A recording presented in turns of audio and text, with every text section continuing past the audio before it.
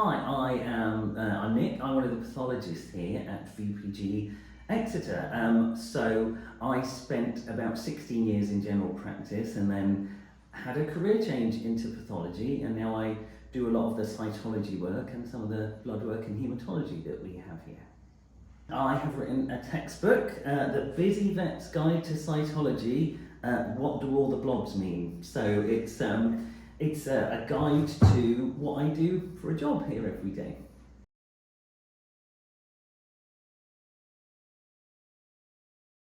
So when I started here, I hadn't done a lot of cytology. Cytology is looking at cells, so it's cells that we've hooked out of an animal, put on a slide, and we're examining down the microscope.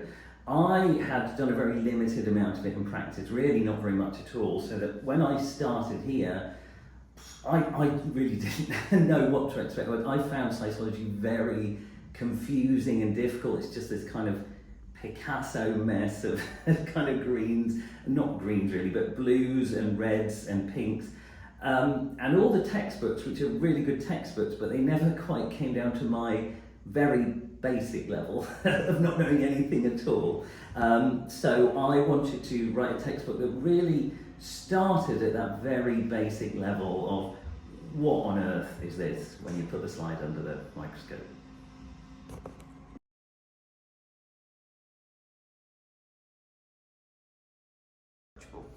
Well, as I say, it starts at the level of what on earth are all these blobs and what's this pink colour. It may be pitched lower than everyone else in the world, but to me it starts at my sort of basic level. So it's got how to take the sample, how to stain the sample, how to just start making sense of what's going on under the slide, because there's lots of pitfalls and traps in cytology. A lot of cytology is, what can I safely ignore on this slide? So it starts at that very basic level of here's a cell, here is what isn't a cell and you should probably ignore, and then it builds up from there, but it's that sort of very basic level that we don't get taught very much in university, or at least I didn't, so hopefully it's approachable in that way.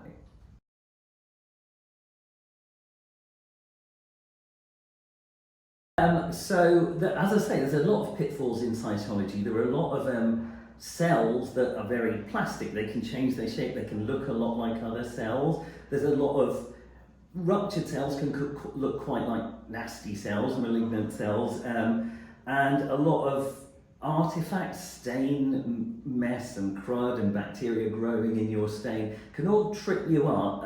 So there's a section on all these little edge cases of things that are really hard to differentiate between, and sometimes it's just to say it's okay, most of us can't tell the difference between these things, don't expect to be able to, and sometimes it's to say, well, yes, this might look horrible, but actually if we look at it from a more basic level, you can see why we're less worried about it. So it's to try and get those pitfalls that, again, no one ever really taught me about, you just find out the hard way.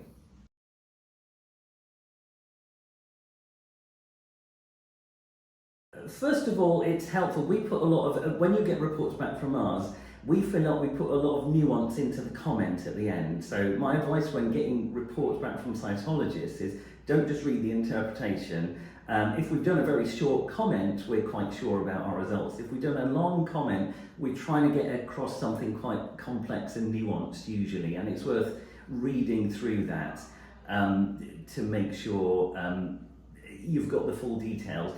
As far as sample sites go, we've got lovely, precise anatomical language to explain exactly where masses are on dogs. So I think it is worth, because cytology is very subjective, it is worth making sure that we know exactly where the masses are and that you're clear in your own mind exactly where the mass is that you've sampled, because something that looks like a lipoma in one area could be a splenic tumour of some form if it's found in another location, or something that looks just like fibrosis in one area can look like a sarcoma. So being precise with the language and being clear in your own mind exactly where you've sampled would be very helpful.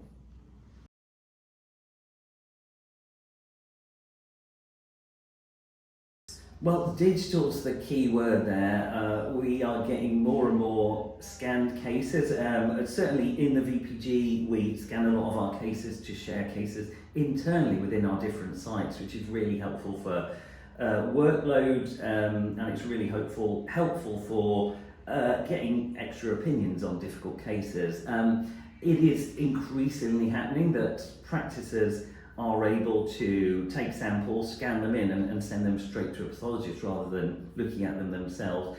So that is all coming, and VPG are investigating ways to do that further. The other revolution that's happening is artificial intelligence, which is getting much better at recognising images and recognising things that we see on slides. There may come a point in the not too distant future where instead of writing reports, pathologists instead examine a report that an AI has written, and we are just validating it and checking this, much as we do quite often with blood sample results, or that will probably come sooner.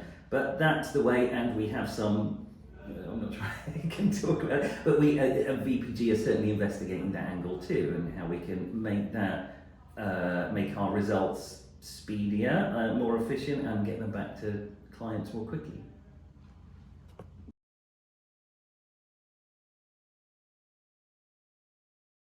So the whole point of the book is to look at cases yourself and see what you can find out yourself. It's very helpful to do that in practice, but cytology can be quite a confusing subject, and it's quite helpful to get the advice of people who do it all day, every day. And so one is to admit when you can't quite figure out what's going on, and so sending cases to us. So quite often we'll just say we can't figure out what's going on either, but at least you feel better about it then. As far as sending to labs go, it's very helpful for us, as I've already mentioned, to know exactly where a sample has come from, particularly is this mass subcutaneous or cutaneous? Is it neck? Is not a very specific area, that can cover everywhere from the bottom of your chin right down to your thoracic inlet. Bum lump is perhaps not the best history I've had. Just being a bit more specific with where things are. And also a short potted history is very helpful for us, a short relevant history. Getting pages and pages of every worm the dog's ever had is a little depressing. To just summarising the history and including any relevant details. That said, we get, it's busy in practice, it's difficult, it's very easy to miss these things. So it's not a problem, we could just ring you up and get a history that we need. It just saves us a bit of time if we get that, first of all.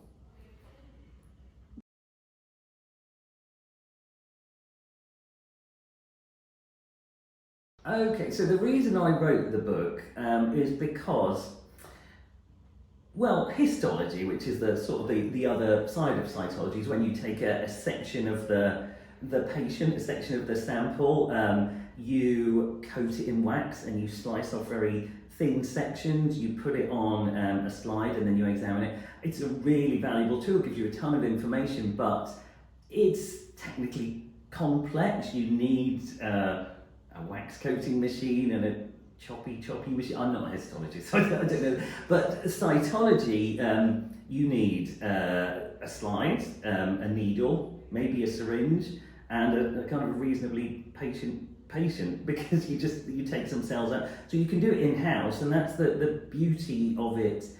And that's why the book is very helpful, because it gives you a very rapid information of, is this a tumour or not? Quite often it can tell you exactly what kind of tumour it is. Is this just inflammatory? So it's really valuable, quick information if you know how to read the slides, which hopefully the book helps with.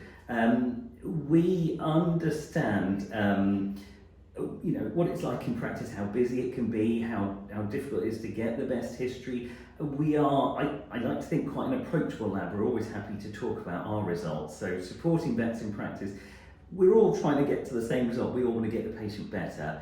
And so any way we can do that, if it means talking it through, altering our report if we've got a bit of extra information, or just discussing things that you've seen in practice on the phone, or even sending us photos and we can have a look and give you our opinion. and either say, oh, that's this, or send us the slides, we'll have a better look. All hopefully help support you guys to try it in practice.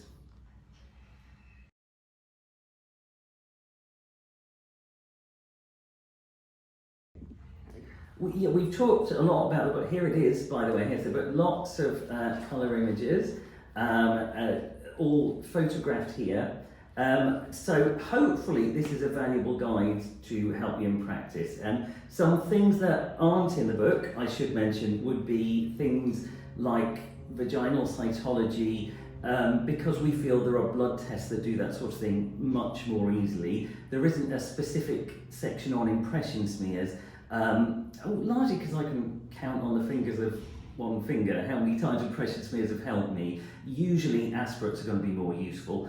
But what is in the book will be very basics of cytology, how to recognise a cell, how to recognise what's not a cell, how to recognise inflammation and the different types of tumour, building up from there to all the common things you will see in the skin, in the subcutaneous layer, lymph nodes, spleen, liver, lungs, tracheal washes, abdominal and thoracic fluid, cavity effusions, blood smears are all included as well. So most of the things you will look at generally in practice, and most of the things that I do for a living. So hopefully it's a valuable guide for you.